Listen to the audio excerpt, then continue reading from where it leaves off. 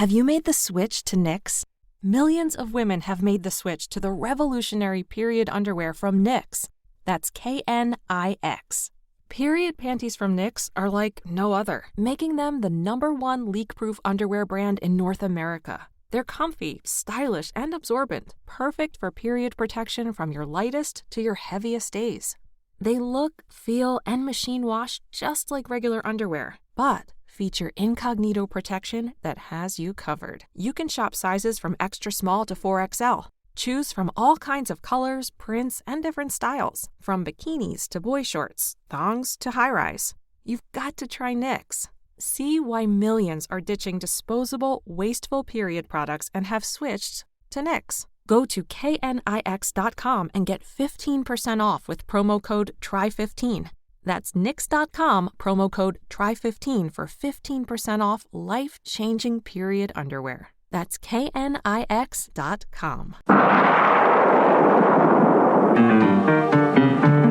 Welcome to All About Agatha, the podcast dedicated to reading and ranking every single mystery novel written by the Queen of Crime, Dame Agatha Christie. I'm Catherine Brobeck. I'm Kemper Donovan. Oh, and we have a dear, dear friend joining us this week, don't we, Kemper? We certainly do. Mark Aldridge, the oft-quoted scholar and academic of Agatha Christie, who has now 2 books under his belt. We so often reference his first book, Agatha Christie on Screen, but we were lucky enough to sit down with him on a Zoom call, of course, and discuss his second book. We will get into the nitty-gritty of what this book is and everything about it in just a moment. So hold for a second while we go all electronic in our Zoom conversation with Mark, and we'll see you on the other side. So there's really no need to introduce our guest today, since we mentioned his name on pretty much every single episode of our podcast. But we couldn't be more pleased to have our good friend, Dr. Mark Aldridge, back with us today. Mark is a senior lecturer in film and television, currently working at Solent University in the United Kingdom.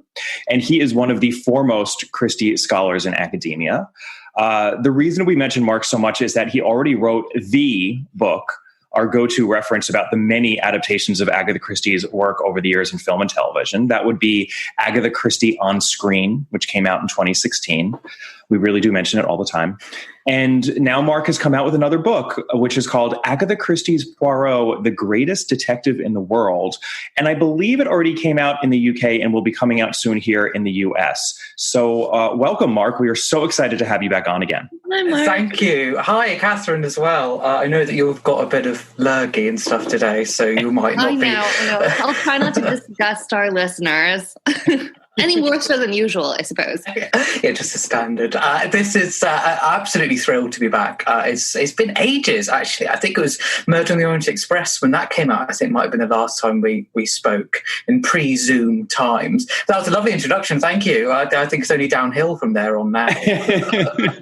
Well, I'm going to open up with a question that I think struck both Catherine and myself when we were reading, because I think we have such an appreciation for Agatha Christie on Screen, which really is, this encyclopedic kind of tome. I mean, it's a big brick of text, just full to bursting with information about all these Agatha Christie adaptations. So I almost feel like you wrote all you could write with that book. What was the immediate impetus for writing a Poirot-focused book? You would think, couldn't you? Yeah, exactly. Never going to stop. Will there be anything? No, I won't, because, actually, it came out of when I wrote Agatha Christie on Screen. I had anticipated it just being a sort of a one-off, really, and that would be it, and I'd move on to something else. Don't remember what else I was thinking of, but a different project. And then it did really well. That's the first thing. I mean, not necessarily, I'm not saying it was a bestseller, but like the impact of it, people spoke to me a lot about it. I heard a lot from people about it, which in academia, I mean, you're shouting into the abyss most of the time and you don't tend to hear anything back. But that was part of the reason. So I thought, there seems to be something that people are interested in. And also, I knew that I'd found so much that I hadn't been able to use. And actually, quite a lot came to my attention after the book was out. Some of it sort of accidentally, and some of it because I just found new places where I could look. And also, I had quite a lot of people, and I can understand it, but they talk would talk about me being sort of the adaptations guy, and that's great, and I'm really proud of that. But I was like, I know the books too, and there's loads I know about the books, and there's loads that I know we haven't really spoken about with the books. So it's partially that, but the big thing was that I always, when I was younger, liked Charles Osborne's book about Agatha Christie, which was like almost like an encyclopedia, but it's like every book, and every play and stuff would get its own entry for a couple of pages, where it'd be a little bit of mostly Charles Osborne's thoughts and sort of some general background to it. And I thought, that was a great book at the time. It's quite out of date now, and there's lots that we know that isn't in there. And so I thought, where is that type of book now? That idea that actually, when you settle down and you decide you're going to read, I don't know, Mrs. McGinty's Dead or something, where is that book where you can go, you can look at Mrs. McGinty's Dead, you can read 3 or 4 pages about it, which gives you the background, gives you an idea of the story without spoilers, and then gives you an idea of anything interesting about it, what the critical reaction to it was, and so on. And I thought, it's bonkers that this book doesn't exist. So I contacted David Braun at HarperCollins. HarperCollins, obviously her publisher, and said, what do you think about this? And it's obviously too big for one book, but I do notice that Poirot is going to be 100 in 3 years or so. And I think, to be honest, if it weren't for the centenary, it probably wouldn't have got a contract. I think that really helped, that you could say, look, we've got to have something to say there's been a century of Poirot. So that's where it came from, really. I just knew there was so much more to talk about.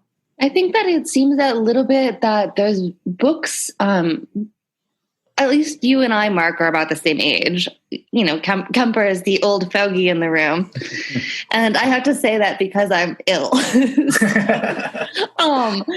But I think that when we were younger, a lot of those kind of texts did seem to exist. And it seems a little bit they've fallen out of fashion, but you're completely right in that it's so useful to have go-to reference. We've been doing the Labors of Hercules episodes in between our novels. And I, know that Kemper delights going to his Dolores, book of Greek myths, which is a sort of, light summary of all of those stories. And it's very helpful to have that sort of text on hand. And I mean, I just have to say this is going to be so nerdy to say, but right before we started recording, we were talking about the design of the book. And it's not just the design, but the actual just structure and layout of it is so easy and comprehensive and delightful to just flip through. I mean, I think it's a terrific addition, Mark.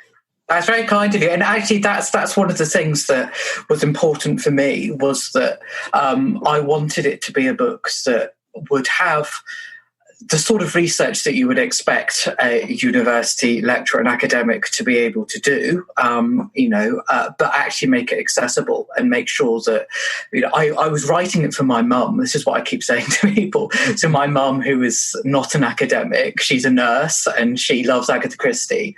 And I kept thinking, is this the sort of thing that my mum would be interested in? Is this something that she would want to know more about? And so that was my sort of, in my head, barometer about how much detail you could go into things, because there is another version of this book, not that I've written, but you could write this book as a proper encyclopedia. You could have every publication date, every alternative title listed by date. You could have every cover artist there, and that wasn't the book I wanted to do. I wanted it to be this sort of readable history where, and I say right at the beginning, before you even turn the first page in the foreword, I say, there's a little note from me that says, you can read this however you like. You can read it from beginning to end if you like. I think for a lot of people that would be a bit much. I think that if you're not a really hardcore fan, you're going to get to sort of 1980 and go, oh my God, it's still going. She's died and there's still more. But I think for a lot of people, it might be a book that they dip into and out of, and you sort of read gradually as you think, oh, I'd like to know more about, Blue Train or that film adaptation or whatever it is that they wanted to do. No, definitely. I mean, it's funny and we should just mention the book is arranged very, attractively by decade. And what I like about that actually is that you're starting with the 20s and 1920 and then progressing through the decades.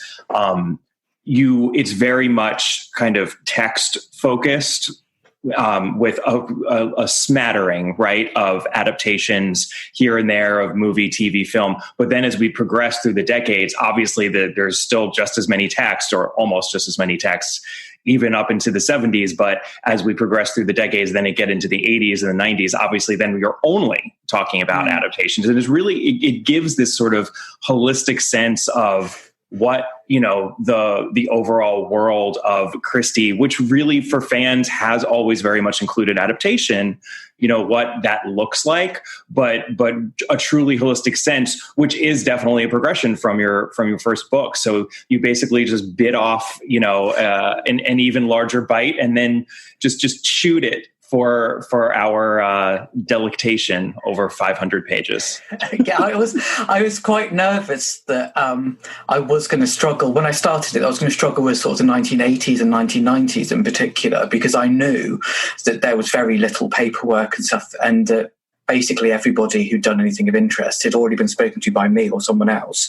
But there was this amazing thing that when I was at the Agatha Christie Archive Trust, I was speaking to the archivist. I was thinking, I'm really looking for this sort of stuff, stuff about decisions that were made about why and why not you would have certain adaptations, and like why was the Poirot series done in a particular order, all of this sort of stuff, which Matthew Pritchard's, obviously Christie's grandson, has some sort of memory of, but we're talking way over 30 years ago now. Yeah. And I had just the most fantastic thing of Joe the archivist is just going, oh, well, we do have this folder, and just bringing out this folder that said film and TV at the side, and it just had so much that was just answering loads of those annoying little questions or giving little sort of insights into it, like why pick the stories in that order? Well, we've sort of got an answer now. What happened to the Le Mesurier inheritance that didn't get made? Well, that we finally got an answer for that in the book, and then I got to find out that the story that people, including myself, have been telling about the creation of the David Suchet series, it's wrong. I mean, it's not exactly wrong, but it's incomplete. That there's this whole thing that it came out of a completely different project. So that was really interesting to go, we've still got a lot to learn about stuff, even though it's within, living memory, that there's still so much to know. Yeah, I'm not sure if this is what you're referring to, but I was really, especially given where we are actually on our podcast with Labors of Hercules, but the fact that the Suchet series, there was kind of the nugget of it came from Brian Eastman, right? Who wanted to do a lavish production of the Labors of Hercules, this kind of like globe trotting, or at least Euro trotting, kind of, mini series, right? Doing each of the labors in succession. That's what kind of led to the Suchet series. And I'm basically quoting from your book, from your second book, which I will start doing on our podcast all the time now. But, the irony, right, is that that's the big hole in the series. They ended up doing everything else, and then they kind of flubbed when it came to the Labors of Hercules, and they did this weird compendium adaptation of all 12 of them. That's a mishmash, which we haven't properly covered, and we're going to a few episodes from now because we're almost done with the Labors. And it's bizarre that you have a great long quote from Matthew Pritchard being like, yeah, it's basically like a shrug emoji. He's like, I don't know.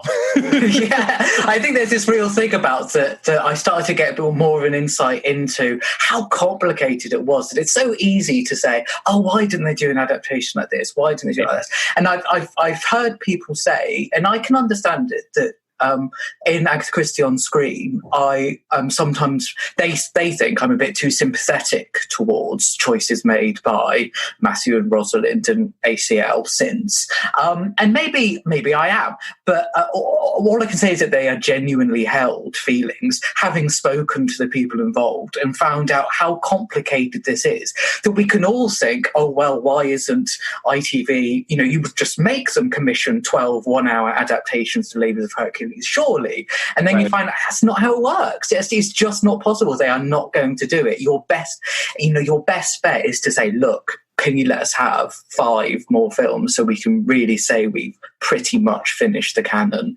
And, they were really pushing it, I think, to get that. And so you sort of go, well, it's not a favourite of mine, to say the least, the Labours of Hercules. Is it better than nothing? Just about. Just about to be able to say there's a little glimmer of it in the series. Yeah. But it's not like there was another choice. It's not like anyone was going, oh, I can't be bothered to do that one. It really was the commercial realities of TV, as ridiculous as it seems, and we know everybody watches it. It just doesn't work like that. Kemper and I both have experience in Hollywood, obviously.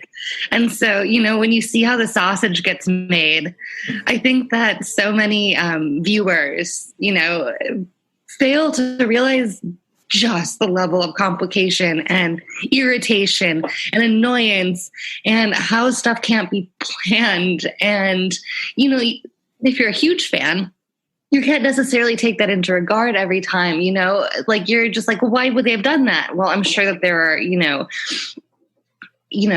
many, many factors going into why X thing happened or how X thing got edited.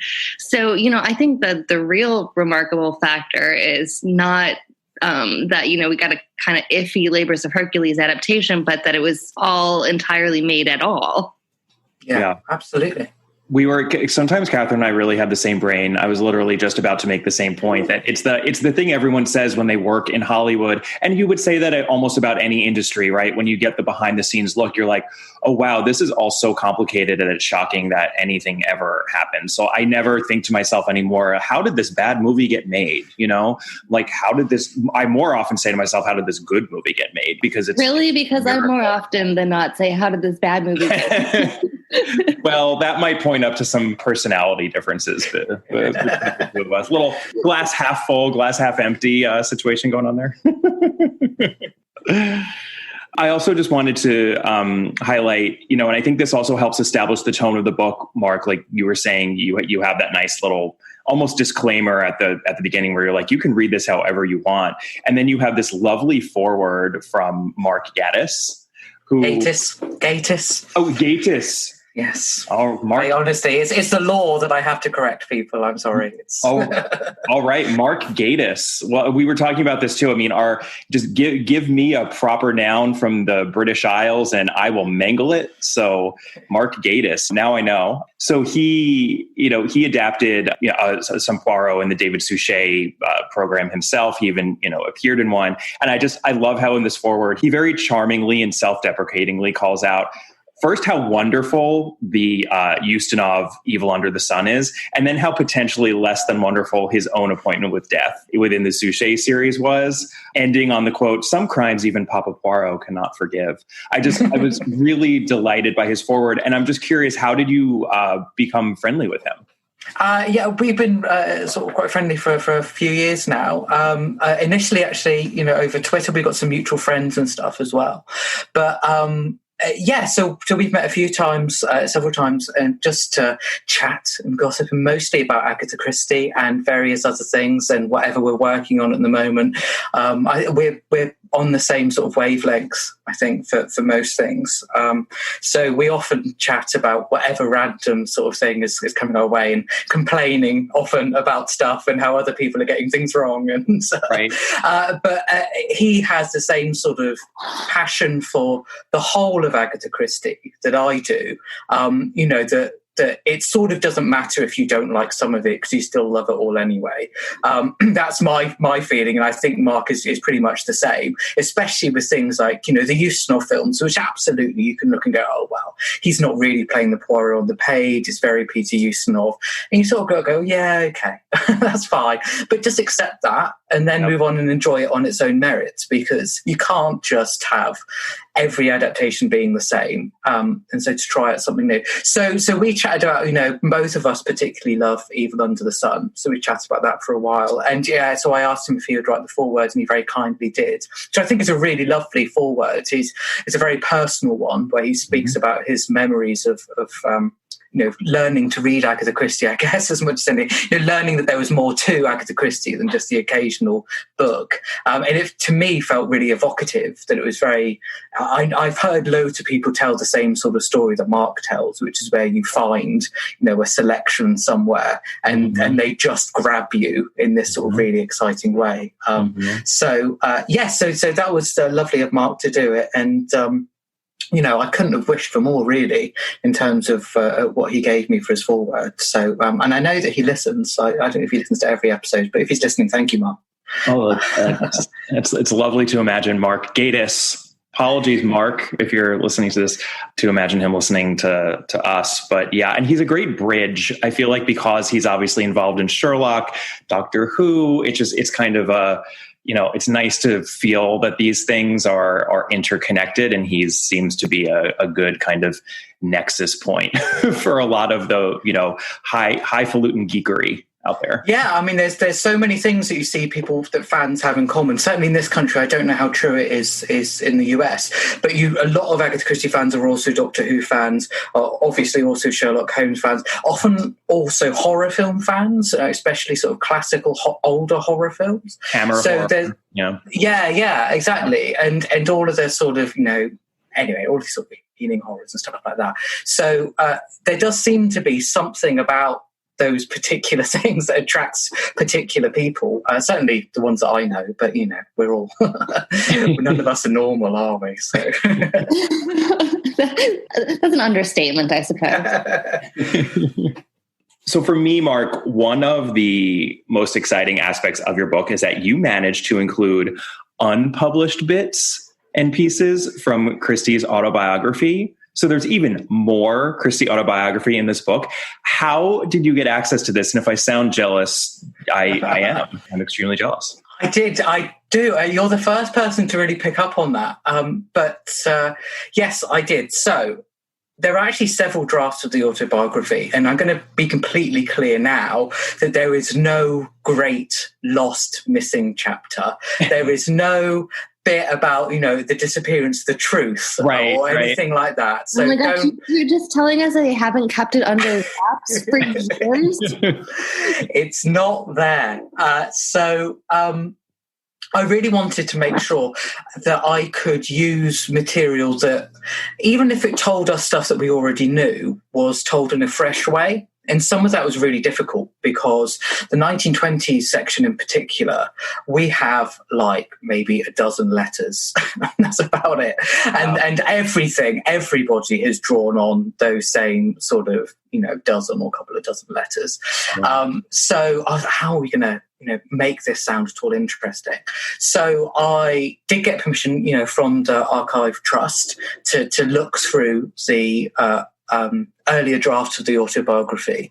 And I just found sections that, again, didn't tell us necessarily anything that was new factually, but was a new way of telling something from Agatha's own pen, typewriter, that we knew before. Like, my favourite one is where she says about how sometimes people come and tell her that Blue Train is one of their favourites, and that she immediately thinks less of them if they do.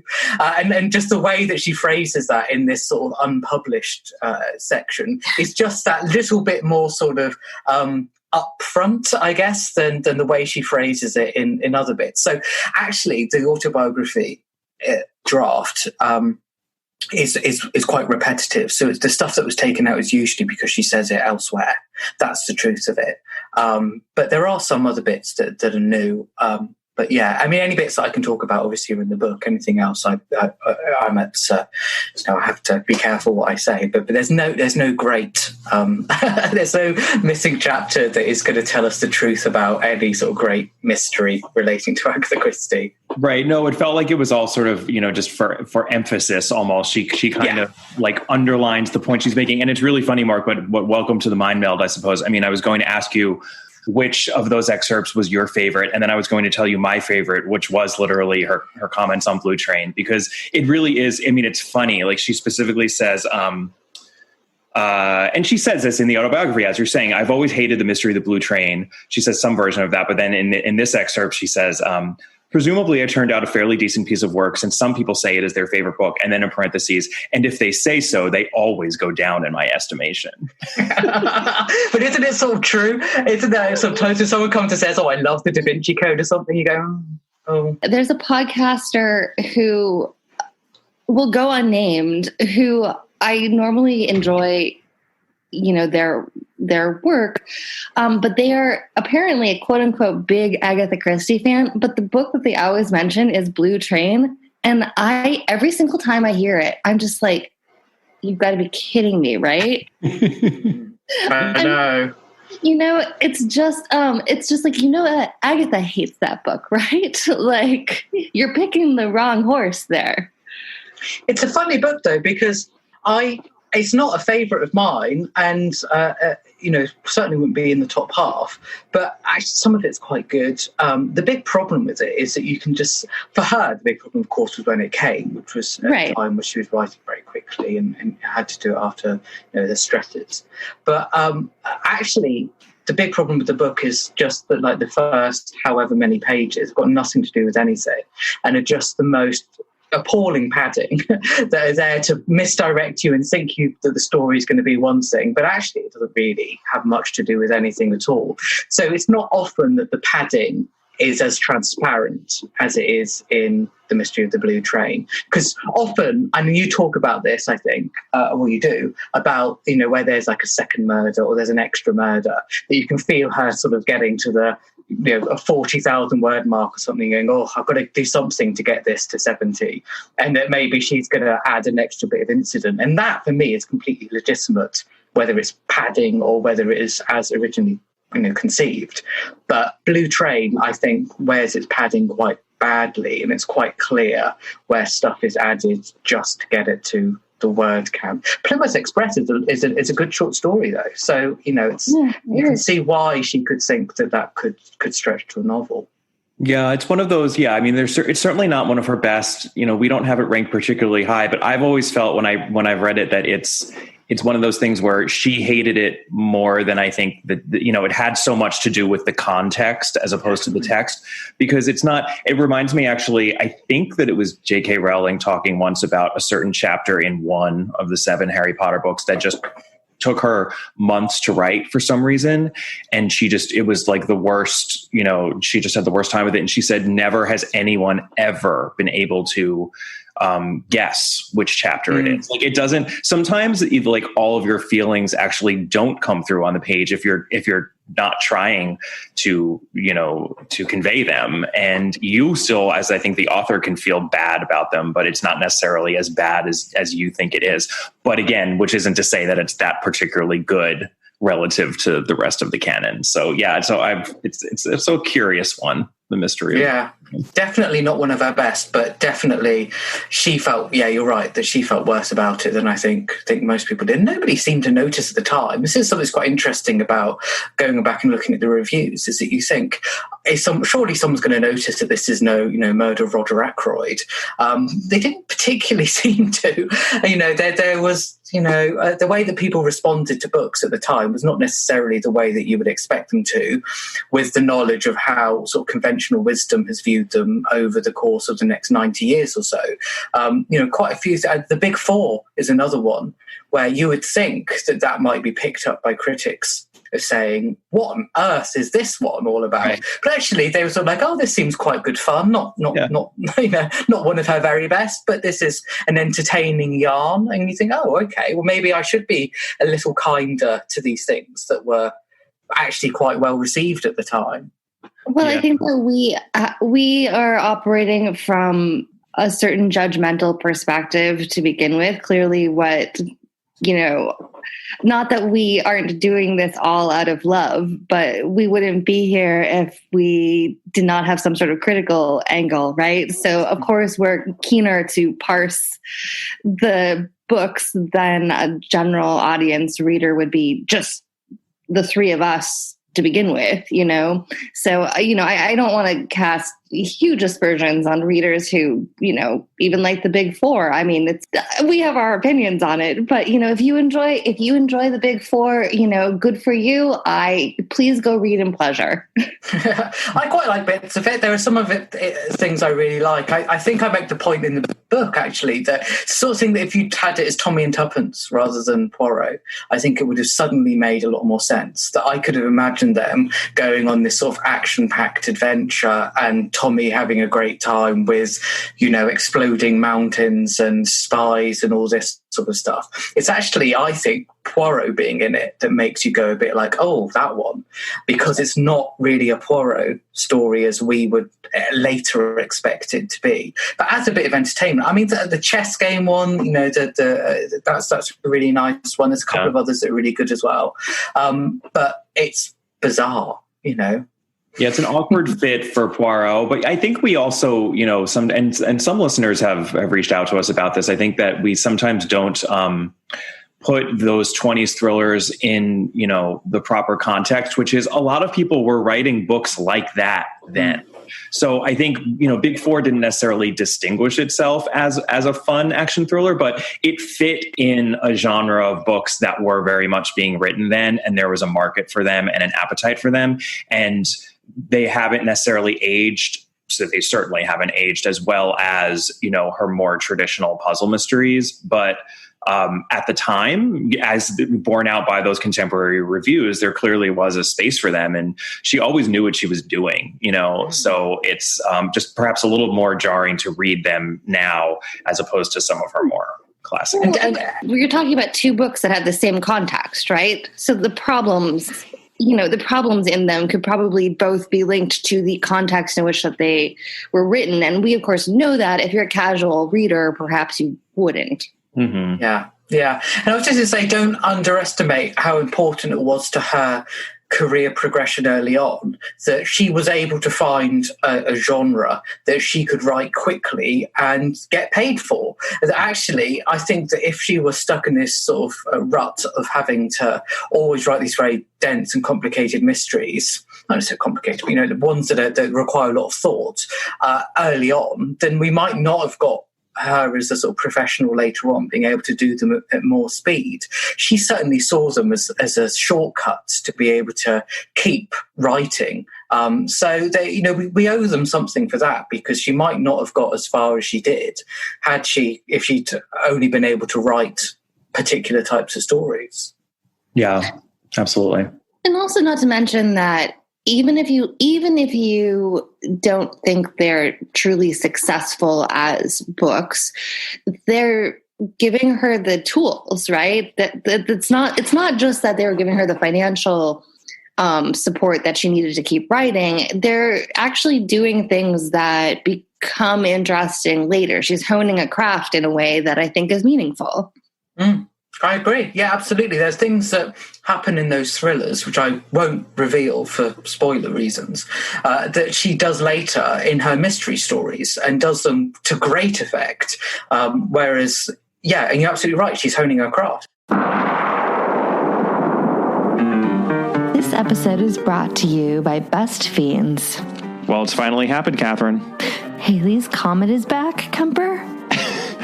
No, it's not quite 2061 yet, Catherine. Yeah, gosh. Thanksgiving is upon us, which is a time to reflect upon all that we're thankful for. And in a year filled with some not so wonderful events, I find myself reflecting more than ever on the oodles of enjoyment provided by the hit mobile puzzle game, Best Fiends. Well, Best Fiends has been clearly a highlight of my year, Kemper, and I am very thankful for the relationship that Howie the Lizard and I have managed to forge in these trying times. And, we've been through a lot, Howie and I. Well, I think that's a lovely note on which to end our giving of thanks for a game we are sure that you, our puzzle-loving listeners, will enjoy too. So engage your brain with fun puzzles and collect tons of cute characters. Trust me, with over 100 million downloads, this 5-star rated mobile puzzle game is a must-play. Download Best Fiends free on the Apple App Store or Google Play. That's friends without the R, Best Fiends.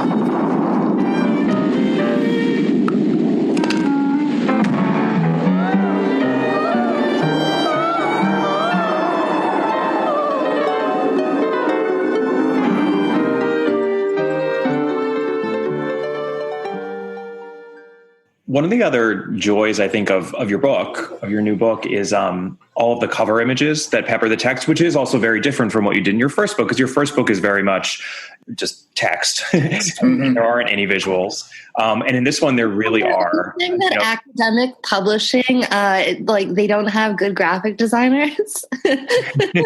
No. My greatest achievement with that last book is that it's the Agatha Christie on screen is it's 168,000 words, and I managed to convince my publisher to release it as a title under £20, British pounds. So that is the greatest achievement of that book, that you could go and buy it for under 20 quid was absolutely what I wanted. But yeah, God, how much images would have benefited that, but the cost, even if they were willing to do it, it's extraordinary. I think that people who aren't involved in publishing, and why would they, don't necessarily realise actually how expensive it is to include images. Much more expensive now than it was in the past.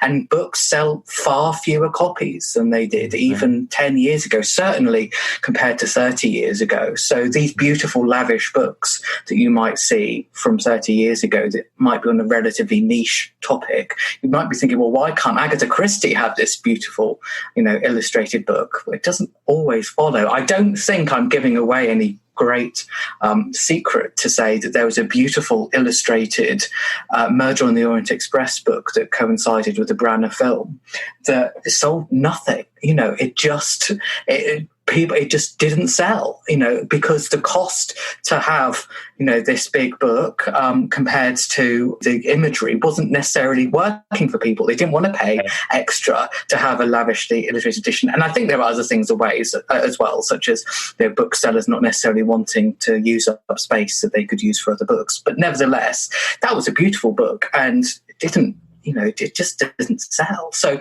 we had to make really pragmatic decisions about this book. I mean, this might be boring, but it's so important when you're writing this book, is that things like the size of it end up being a big point of conversation. So it's a pretty standard size for a hardback. And I had wanted it to be a little bit bigger, but one of the big book chains said they wouldn't take it if it were any bigger because it didn't fit their shelves. And that's the sort of thing that nobody, when you're buying a book, really thinks about. That just as we were saying about with adaptations, there are so many people who need to be satisfied before it gets to the screen. It's the same with publishing a book. I mean, everybody has to agree that this is best, including things like the booksellers. So I that's why I'm so chuffed that, really pleased that it looks so good, because there was another scenario where it would only have been text, and I'm really pleased that we just about swerved that in the end.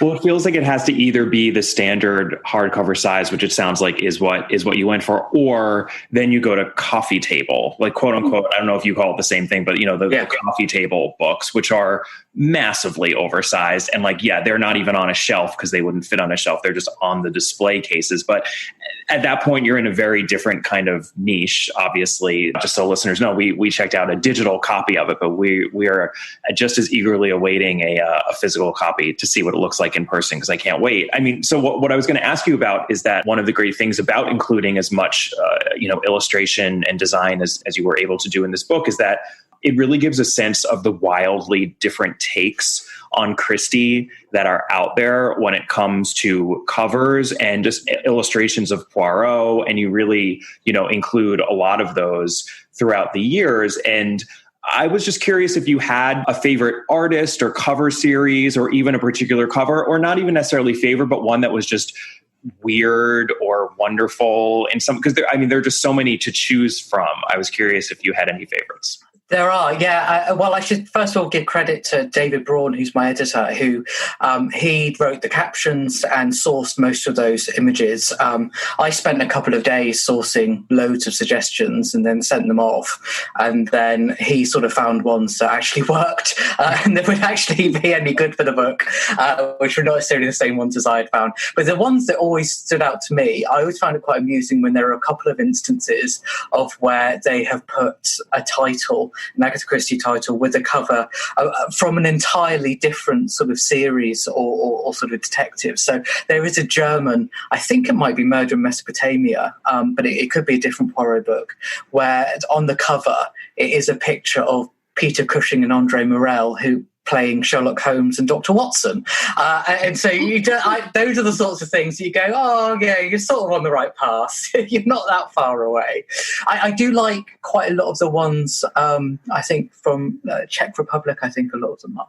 They're very abstract. I don't think they would work in this country, but as sort of striking imagery that you sort of go, what's that got to do with the book? And it almost doesn't matter because it's abstract, you know, it's an idea and encapsulation of parts of it. So those are always quite good fun. And Italy and Spain were both quite good at putting Poirot in really dramatic situations, which we tend not to have in the English language ones. So that's always quite good fun to see him being a bit more dynamic, rather than usually he's quite absent from English language covers.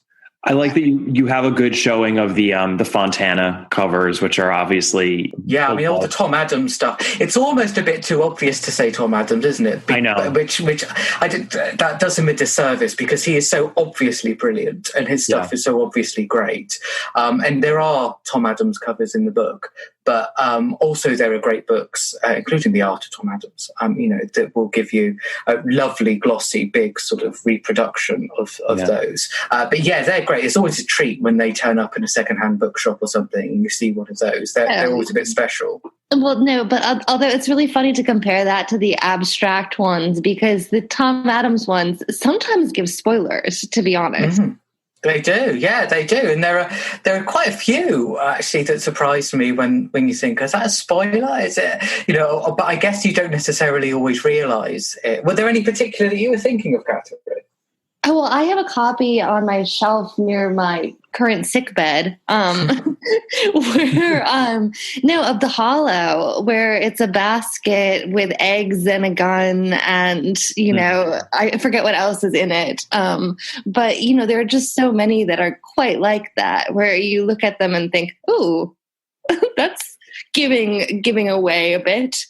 Yes, it's interesting how often you think about whether people actually pick them up as spoilers before they've read the book, because I think maybe it's just me, but I forget these. You know, I'm not necessarily paying that much attention or thinking about it. An example that I always think about, which isn't a book one, but is one that both, and so these are going to be slight spoilers here for Death on the Nile and Evil Under the Sun for anybody listening. So skip forward a minute. Yeah. But the films of both of those both start by basically giving masses away. So they both start with completely different incidents. So in Death on the Nile, we learn that, you know, a particular character is a liar and he's going to cheat and he's going to do whatever he wants to get into his situation. And yet we sort of forget about that by the end, even though that's a really important character trait. And in Evil Under the Sun, it opens with a murder on a moor, which is not even mentioned again, and then actually becomes quite important at the end. So I always think of those as examples of where you can really hide things in plain sight, and certainly me, I'm unlikely to pick up on it. Perhaps some people more astute than me will, but you know, almost every time I watch Evil Under the Sun, I'm like, oh, there's that bit at the beginning. Well, I mean, I think it's the classic case of guest actor in a serial. That sort of entire thing is like you see a big actor's name and you're like, oh, they did it. Those TV movies in the 80s, it's stop doing it. It's so frustrating. You just think it's so obvious. Yeah, if you throw Olivia de Havilland in something, clearly you're giving Olivia de Havilland a good part, right? Right, but that's the draw, right? I mean, that's why they want the good role. By the way, those are the Ustinov. Yes, I should say. Right, yes. That's what I figured. One other thing that I actually wanted to cover, just because it's something we neglect on our podcast a lot. We did an episode on this on our Patreon, but we don't talk very much about radio adaptations of Christie. And you do not neglect the radio adaptations in your book. And I was struck by the fact that there's actually a fair amount of Poirot adaptations that were done on radio before John Moffat. That, there's quite a bit of material out there. Obviously, John Moffat voiced Poirot for many, many, many years on BBC Radio. I mean, we've heard from a lot of people who say, my go-to Poirot, my best Poirot is John Moffat. I mean, that is not by any means an outlier kind of an opinion, especially I think within the UK. For any lovers of Christie who may not have grown up in the radio tradition, what would be your advice to them? Where should they start in terms of familiarizing themselves with some of these radio plays, either of Poirot or really just of the entire Christie canon? Yeah, I think that the problem is that lots of the most interesting ones don't survive, unfortunately. So the John Moffat ones and Peter Sallis, a couple of people who did Poirot adaptations from the 80s onwards, they are absolutely the go-to ones. I think adapting literature to radio is inherently easier than it is to adapt it for television or film, which is not to put down the strengths of the radio series at all. But I think that it's sort of a bit more straightforward to move the written words to the spoken words than it is to dramatise it in a sort of visual way. I think that there are things that I would love to see have a little bit of a sort of wider audience that don't necessarily survive but could be remounted and stuff like that. And Yellow Iris is a really lovely one, which is about as well as the story. Obviously, it's a short story of it as well, which seems to have been written at roughly the same time. But when it was on the radio, it was built into this sort of cabaret performance, which actually everyone complained about. All the critics said, "Oh, it's so annoying to have it broken up by singers and musicians all the time." But it's a nice piece of how you would try to do something new for the radio. I think is a really sweet idea. There's plenty there that I think there is the capacity to learn a little bit more about over the years. But yeah, the most interesting ones really haven't survived. There's the Harold Huber ones, which is the American series, which is mostly original stories. We don't know how many were adaptations. We know at least one adapted Death on the Nile. And I quite often read people saying, and that's the only adaptation. I'm like, we don't even have a synopsis for like 150 of these episodes. I think we can be pretty confident there's bound to be another few adaptations in there somewhere. Yeah. So that's a bit of a bonkers one, but it's quite entertaining. Those aren't difficult to track down. Actually, one that I really enjoyed was the ABC Murders as well. That was quite a good one. There's an American old-timey one that's worth listening to. But really, if you're looking for Poirot, I don't think you can go wrong with those most recent BBC, I say recently, they're all old now, I guess, but the 80s, 90s, 2000s BBC adaptations are really a good call. And it doesn't surprise me that lots of people tell you that they're particularly good ones. Yeah, I was surprised to learn that there was that Harold Huber series that, Christie had approved, but seemingly grudgingly approved. Approved in a sort of, if they'll pay me and I never have to hear it sort of a way, I think. Like the fact that it was in the States, right? She was like, sure, you can just, you do you over there. Yeah. They tried to rebroadcast it, and I don't think I could find the letter again when I was looking to do it, but I think it was South Africa, where it was in a country where there were a lot of British expats, and she absolutely vetoed that. So even the idea of British people in any sort of large numbers being able to hear it was something that she really didn't want.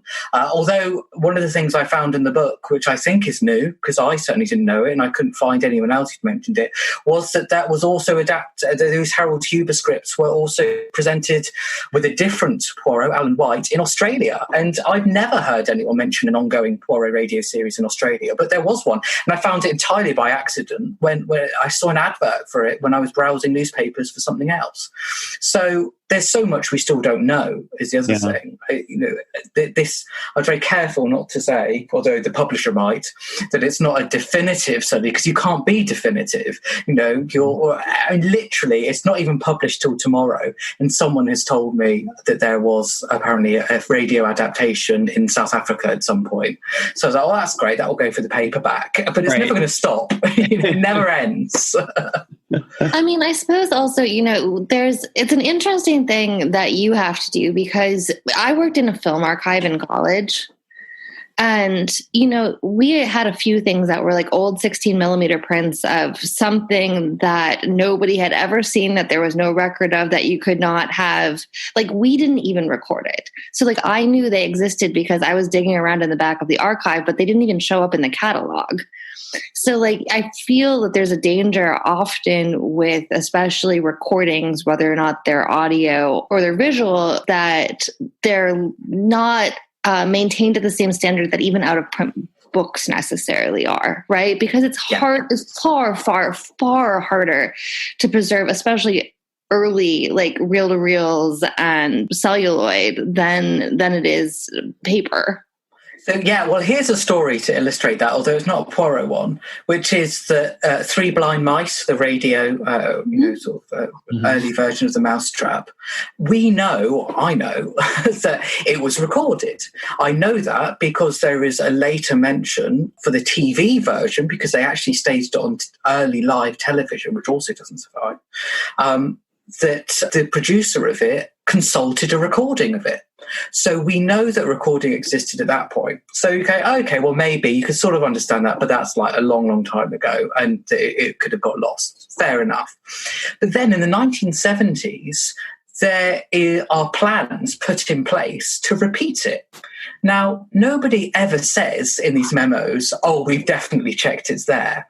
But I find it very difficult to believe that anybody got as far as checking the right situation and asking, and sending off the request for fees and stuff to Agatha Christie Limited without actually checking that they've still got a copy. That seems a bit crazy to me. And in the end, they said, well, no, you can't, because the Mousetrap's still running. You can't repeat it. And that was that. So where's that copy now? I mean, maybe they did just make a big admin error at the time, but we know that there was a copy at some point. It seems likely to me that it was still around in the 1970s. But I have had, friends who work at the BBC archives had checked for me, and it's certainly not there. But I also know that, the BBC archive is not sort of leak-proof. It's not unheard of for things to be removed by people for either good reason or bad, and to be placed somewhere else. So, there is so much that still might turn up. It's like when people always about the Austin Trevor films, Black Coffee, Alibi, and Lord Edgware Dies. And Lord Edgware Dies certainly exists. But we don't know that the other two don't. All we know is that we can't find it. It might still come up. Well, I mean, I think the most famous example is that there's an Otto Preminger version of Porgy and Bess with Sidney Poitier. And we know that there are two prints of it. They're not allowed to be shown because they've been held up in legal disputes forever. It's said that one of them might be destroyed, so there might only be one print left. And, this was a major, major Hollywood studio movie. This is not like, a one-off radio play or something like that. It was a major studio movie. And in the entire universe, there's only confirmation that one print, extant print, is there. And it's just, that happens. There are legal disputes. Prints get destroyed. Fires, obviously, in archives happen all the time, especially with audiovisual material. Yeah. I've been working with people on a documentary that should be out next year, and I won't spoil any of the surprises that they're hoping to include. But there was some sort of audio-visual something that I pointed them in the direction of from a major studio. And the response of the poor people trying to deal with it was crazy, because basically the response kept being, as it has never been cleared for, transmission or DVD or anything, we can't clear it. Like, that was the reason, that because nobody had done it before, they couldn't clear it now. And it's just like, how do you get around that sort of scenario? So there are definitely things lying in vault. And actually, when the BBC released Murder in the Mews and a few other older BBC radio adaptations, they found one or two things that they put on that CD which they hadn't realised was there until they went looking. So, they are around.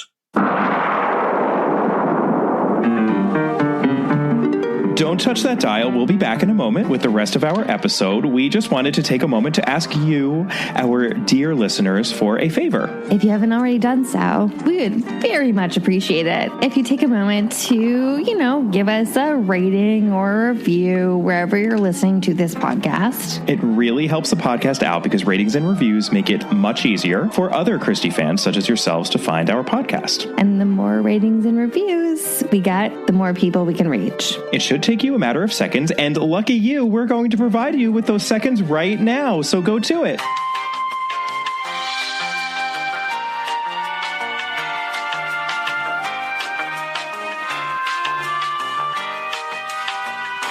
Thank you so much. And now, back to our regularly scheduled programming.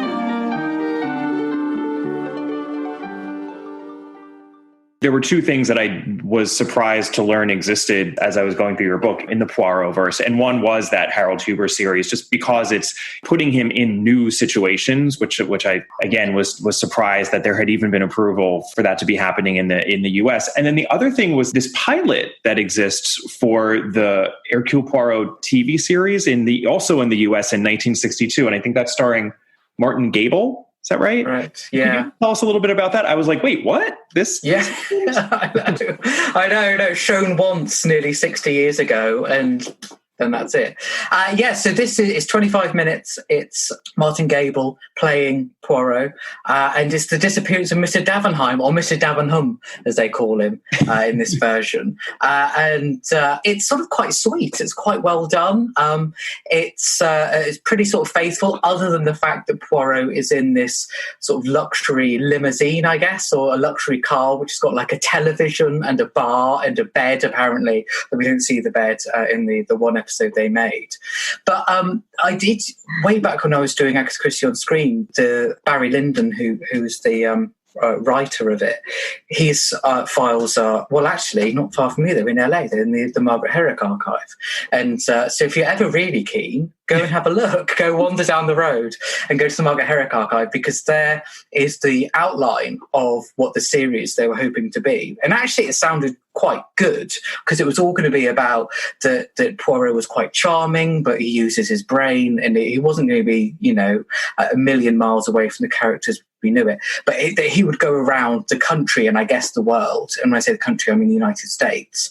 So I think the next one was going to be set in Florida or something. But they really mixed up, and the sort of the way that they wanted the series to be pitched was that they were unusual mysteries, that they weren't just your sort of bog standard who stole this, this piece of jewelry or something, but that they were going to be something that would have an interesting hook every week, which I don't know about Mr. Davenheim necessarily having a good hook, but it has got a good reveal. It is a bit more than just where has he gone by the time you get to the end of it. So yeah, it's sweet. It's a shame that didn't happen.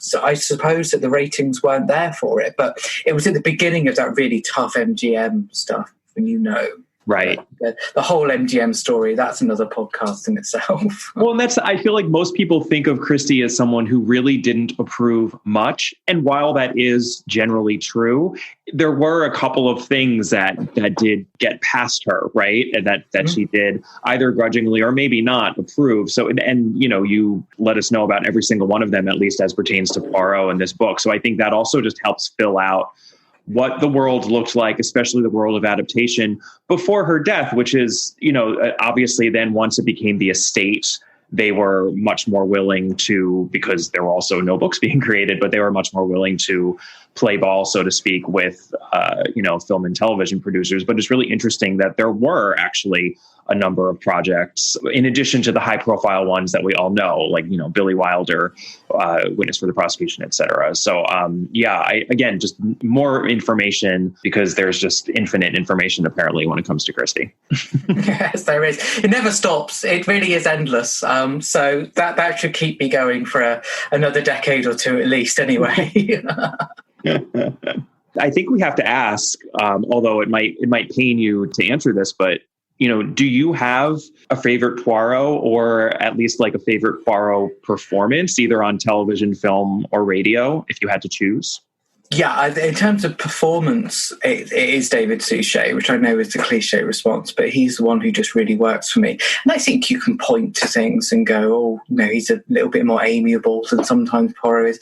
But actually, Poirot is quite... There are things that are very consistent in the stories as Agatha Christie wrote them, and there are things that are much less consistent. So sometimes he's quite difficult and a bit humorless, and then sometimes he's much more charming. Mm-hmm. So I think he strikes that really well. In terms of the actual stories, I do love the ABC murders, although I accept its flaws, as you point out. But there's something about that as a hook and the way that is then resolved that I think is just so clever. And that really sort of strikes me about that one. What I will say is there are a couple that I think are really underrated that I wish people paid a little more attention to, which are things like Sad Cypress, which I think is fantastic. And one of, for me, the most entertaining novels that she wrote is Mrs. McGinty's Dead, which I don't think you liked as much as me. But I really, really like that one. There's just something about it. It all comes together for me. It's so funny at times. I'm really sort of interested in it the whole way through. And it surprises me that it's one that's sort of probably one of the most forgotten, actually, Poirot novels, I'd say. It's one that you don't hear people talking about very much. But I think it's great. But isn't that good? It's nice to have one that's sort of your own private favourite, isn't it? That you can feel like, this one's mine. Other people can have Murder on the Orient Express. I'll have Mrs. McGinty's Dead. Yeah. No, I quite like I think we're both McGinty's Dead. Yeah. Yeah, I think when we were re-ranking it, we raised it a little bit. Yeah, we did. Yeah, no, I agree with that. I think it's not one of the most sung ones, but it's really, really solid. Well, yeah. So I was going to ask what your favorite Poirot novel was, but it sounds like if pushed, you might say ABC Murders. Yeah, I think so. But I can see there is that funny thing about the Hastings perspective and everything, writing in the sort of mind of someone else.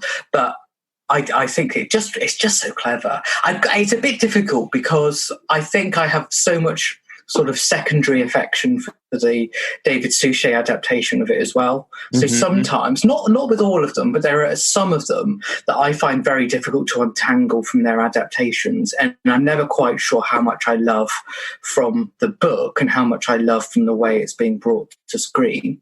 So some of those things, it's much more straightforward, but there are a couple, and ABC Murders is definitely one of them, where for me, they're so closely associated in my mind that sort of gives it a bit of a push, really, I guess, to make it be really one of the very top ones for me. Did you presumably watch the Suchet series before you picked up the books? A bit of both. So they were sort of at the same time. So I saw some Poirots before I read them, and I read some Poirots before I saw them. So it really depends. About 50-50, I'd say. Certainly the short stories, though, I read most of those after I'd seen them on screen. Not that they necessarily always are that closely related anyway, so it didn't make that much difference in a lot of cases. And a lot of the novels I tended to read before they got to them on TV. But my memory is so bad about things like that actually at the time when I didn't have instant access to them, it sort of didn't matter because I would probably have forgotten a lot about the novel before I saw it on TV and probably forgotten the TV adaptation before I read it in the novel. But yeah, definitely some of them are very closely linked in my memory. I think in a weird way it helped. And again, I mean, I think it's an age thing. Obviously, any sort of real difference in age would affect that. But I think that because they adapted so many of the short stories first on the Suchet series, they got to the novels later. I mean, they got to the big novels towards the end of the run, or at least, in the last 10 years of it or whatnot. And so I do think that you kind of end up with this. In my case, at least, I was introduced to it, on my mother's lap as a small child, watching it on, our public television here.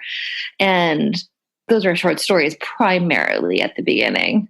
Yeah, my mum used to tape it for me on VHS so that I could watch it. It's on too late at like 8 o'clock at night, so that I could watch it the next day or something. Because it wasn't just Poirot, it wasn't just Agatha Christie. I loved Sherlock Holmes as well.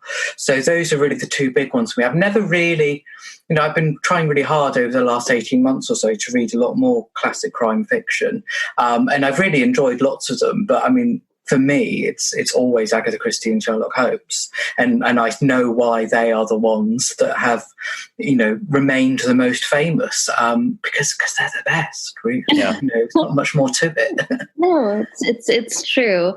Out of curiosity, do you know how many like different versions of vintage copies of Christie that you own?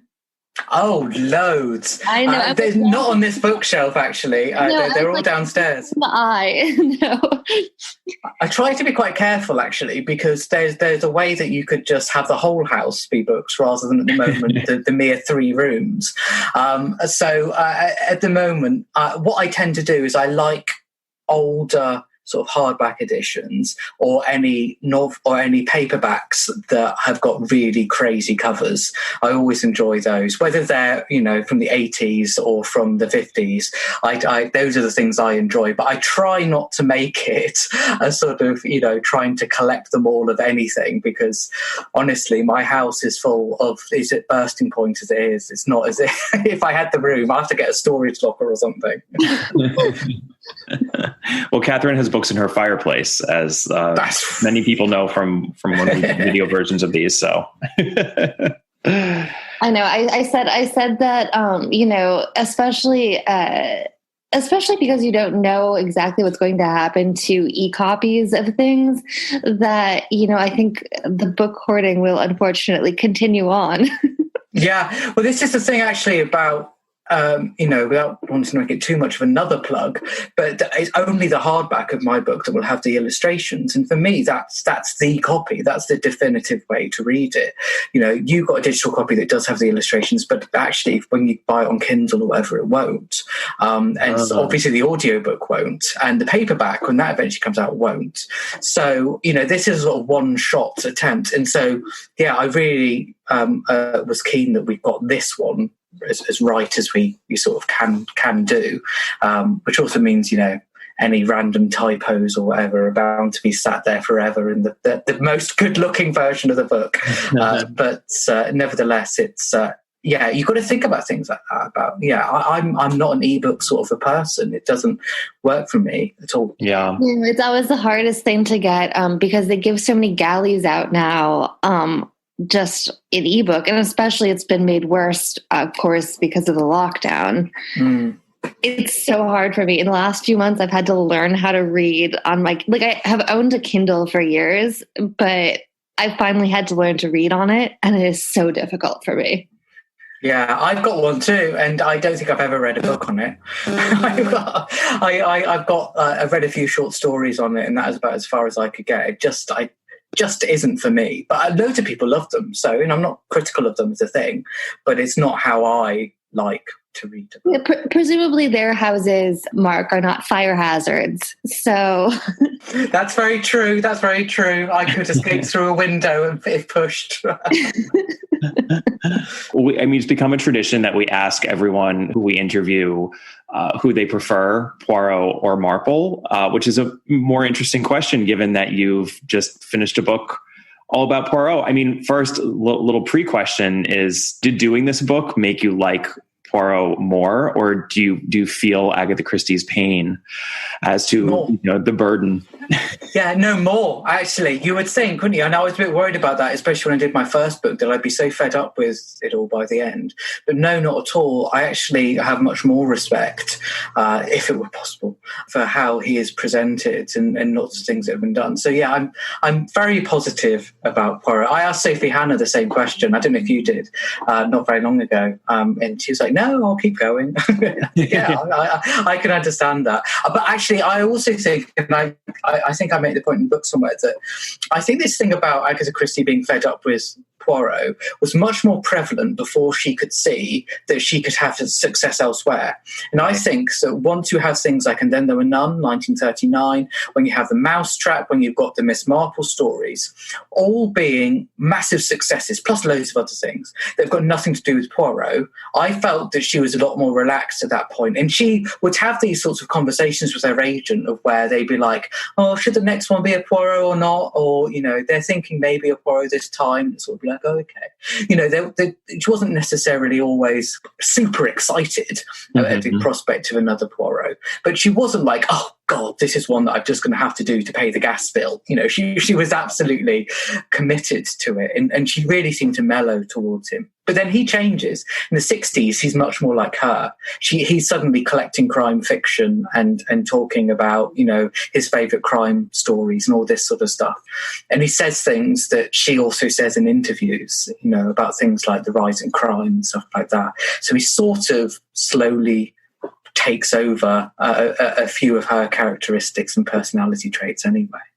No, I think that's you do make that point in the book that it's almost like when the parasitic nature of their relationship, when that kind of receded, as I think it finally did probably by the mid 40s or so. Like it feels like Sad Cypress was one of the last books where she felt she was really bitter about the fact that it felt like the Poirot of it was forced on her, and she felt like that ruined the book, which, you know, I don't think it really ruined the book. But. No, she's wrong. She's wrong. I mean, it's very rare that I would say that of Agatha Christie, but I actually think that book needs Poirot as somebody who can come in and you can have confidence is going to solve this quite difficult case, you know, that relies on lots of different factors. So as a very rare instance of I think that she was wrong there about Sad Cypress. But yeah, you're right. I think that is absolutely one of the last times that perhaps he was there in an unwanted capacity. Yeah. You still didn't answer my Poirot Marple, Mark. Well, I definitely would say Harley Quinn. Is the answer. He's my favourite, but if I can't have Harley Quinn, Poirot wins on points because his novels, on average, have stronger mysteries than Miss Marple's do, on average, in my opinion. I think that Miss Marple actually has a few that aren't some of Agatha Christie's best, which I sort of struggle with. I don't know that she ever, you know, her novels, the novels featuring her, ever quite reached the peaks that the best of the Poirot novels do. But that doesn't mean that they're not great as well. I mean, Murderers Announced is a favourite. I really love Body in the Library, which I know there's all that stuff about bleaching the hair and stuff, which I never even thought about, I've got to say. I'm apparently the only person who's ever harped on this point. I could not no matter how many times I read that book, I will never get over that. But I tell you about Body in the Library is that I love all the characters in it. I think it's really nicely structured, but it's got one of my favourite clues of the whole of Agatha Christie, which I was just kicking myself. I read it when I was quite young, but even then I was like, I don't know about that, which is about the nail clippings being in the bin. And it's like, that's so clever because that's such a nothing thing. Mm-hmm. But, you know, spoilers for people who haven't read it, you know, when your victim has bitten her nails and you've got nail clippings in the bin, you can be pretty confident that there's something awry here. I mean, how brilliant is that? I never would have got that. So that is one of my favourite, almost like a basic clue, but a brilliant one as well. So yeah, Poirot just edges out on me, but I do love Miss Marple. I think that as a character, she is really nicely drawn. And I still love her, but yeah, just on the edge, Poirot gets there. But Harley Quinn beats them all, so. Hey, you're doing that in jest, but you know that we love Mr. Quinn. I'm not in jest at all. Harley Quinn, he's probably my favourite of her creation. I think that he's genius, and it baffles me that there's never been a TV or adaptation. You know, there's one lost film from 93 years ago, and that's about all that we've had. So no, I'm not jesting at all. I think that he's our best, and I reckon she thought that too. Where is our lavish Harley Quinn adaptation? Totally agree. I mean, we've talked about this before. Like it needs to happen, right? It does. It really does. And do you know, I was talking to someone about this not very long ago. It might have been on a podcast, actually, where I was saying that in this day of Netflix and Amazon and everything, but one thing that they've done, which I think is really sort of liberating for adaptations or any series, is this flexible running lengths. Is that actually you could have a series of 8 Harley Quinn adaptations, and maybe some of them would only be 20 minutes long, and some of them might be 80.